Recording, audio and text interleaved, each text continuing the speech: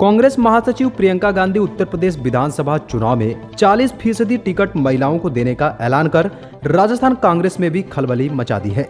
क्योंकि अगर प्रियंका गांधी का ये फार्मूला राजस्थान में आगामी समय में होने वाले विधानसभा चुनाव में भी लागू किया गया तो यहाँ 50 से ज्यादा सीटों पर पुरुष प्रत्याशियों के टिकट कट जाएंगे।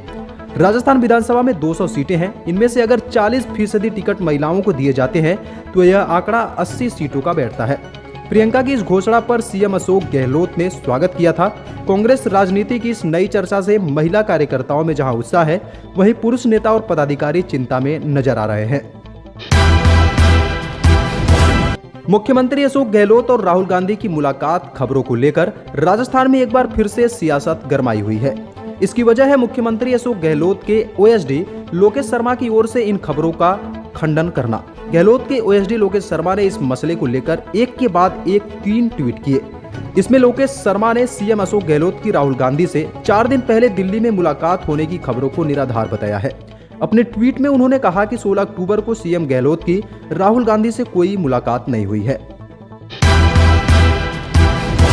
राजस्थान के चूरू जिले के सालासर थाना इलाके के कोलासर गांव के निजी स्कूल के 7वीं कक्षा के छात्र गणेश को पीट कर मार डालने के आरोपी शिक्षक मनोज कुमार को पुलिस ने गिरफ्तार कर लिया है। मनोज ने बुधवार को होमवर्क करके नहीं लाने पर 13 वर्षीय स्टूडेंट गणेश को मौत की सजा दे डाली। आरोपी शिक्षक ने गणेश को जमीन पर पटक पटक कर मारा था, जिससे उसकी मौत हो गई थी। घटना सामने आने के बाद शिक्षा विभाग में हड़कंप मच गया था। राजस्थान सरकार ने स्कूल की मान्यता को निलंबित कर दिया है। राजस्थान के चूरू जिला मुख्यालय से एक और बड़ी खबर सामने आ रही है, जहां पर चूरू जिला मुख्यालय पर चोरी का एक अनोखा मामला सामने आया है। जहां एक प्रेमी जयपुर से अपनी गर्लफ्रेंड से मिलने के लिए आया था। इस दौरान लगे खर्चे की भरपाई के लिए जाते वक्त वह 3 बकरियों को चुराकर अपनी लग्जरी कार में डालकर ले गया, लेकिन उसकी यह करतूत वहां लगे सीसीटीवी कैमरे में कैद हो गई। पुलिस ने चोरी में काम ली गई कार के नंबरों को ट्रेस करते हुए आरोपी को दबोच लिया। उससे पूछताछ की जा रही है। आरोपी पेशे से चालक है। उसे कोटा से गिरफ्तार किया गया। पुलिस पूछताछ में जुट चुकी है। राजस्थान में एक बार फिर से मौसम बदलने के आसार हैं।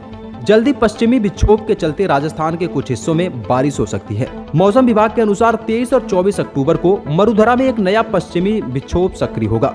इसके प्रभाव से पश्चिमी राजस्थान के बीकानेर, गंगानगर, हनुमानगढ़, नागौर, जोधपुर, चूरू और सीकर जिलों के कुछ स्थानों पर 23 अक्टूबर को मेघ गर्जन के साथ बारिश होने की प्रबल संभावना है। इस दौरान आकाशीय बिजली चमकने और मेघ गर्जन के साथ 30 से 40 किलोमीटर प्रति घंटे की रफ्तार से तेज हवाएं चलने की प्रबल संभावनाएं बन रही हैं। केरल में फिर 10,000 से कम कोरोना संक्रमण के मामले सामने आए हैं। यहां अभी 80,000 से ज्यादा एक्टिव केस हैं। बीते 24 घंटों में यहां 8,733 नए मामले सामने आए और 118 लोगों की मौत हो गई। इस दौरान 9,855 लोग संक्रमण से उबरे हैं और 86,303 सैंपल टेस्ट हुए। बता दें कि राज्य में कई दिनों से 10,000 से कम मामले सामने आ रहे थे, लेकिन बुधवार को 11,000 से ज्यादा केस सामने आए थे। 14 अक्टूबर से 19 अक्टूबर तक 10,000 से कम मामले सामने आए हैं। भारत के रक्षा मंत्री राजनाथ सिंह ने कहा कि रक्षा उत्पादों के निर्यात को बढ़ावा दिया जा रहा है। रक्षा मंत्री ने बेंगलुरु में कहा कि रक्षा उत्पादों के निर्यात को बढ़ावा देने और भारत को वैश्विक रक्षा आपूर्ति चेन का हिस्सा बनाने के उद्देश्य से 2024-25 तक एरोस्पेस रक्षा सामान और सेवाओं में 35,000 करोड़ रुपए के निर्यात का लक्ष्य निर्धारित किया है। भारत ने कोरोना वैक्सीन की 100 करोड़ डोज लगाने के आंकड़े को पार कर दुनिया के सामने मिसाल पेश कर दी है। बता दें कि भारत में कोरोना टीकाकरण की रफ्तार कई विकसित देशों से भी ज्यादा है। 100 करोड़ डोज का लक्ष्य पूरा करने पर तमाम नेताओं की तरफ से प्रतिक्रियाएं आ रही हैं। इस मौके पर विपक्ष ने भी सरकार की तारीफ की। कांग्रेस के वरिष्ठ नेता शशि थरूर ने कहा, यह सभी भारतीयों के लिए गर्व की बात है। इसका श्रेय सरकार को दिया जाना चाहिए।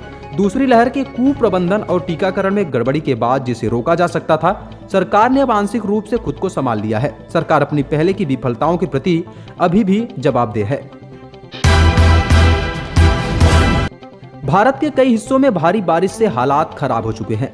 उत्तराखंड में वर्षा जनित हादसों में अब तक 54 लोगों की मौत हो चुकी है, जबकि 19 घायल और कई लोग अभी भी लापता बताए जा रहे हैं।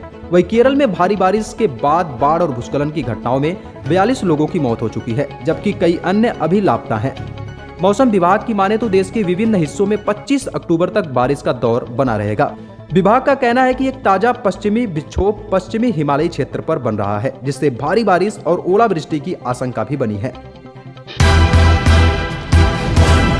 भारतीय वायुसेना प्रमुख air chief marshal V R. Chaudhari ने गुरुवार को कहा कि मौजूदा वक्त में इंडियन एयरफोर्स पूर्वी लद्दाख में हर चुनौती से निपटने के लिए पूरी तरह तैयार है।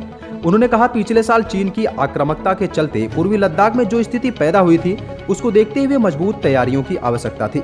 इलाकों के मुश्किल और कठिन वातावरण में हमें आभास हुआ अभी और इंतजाम करने की जरूरत है। आज वायुसेना काफी बेहतर स्थिति में पहुंच चुका है।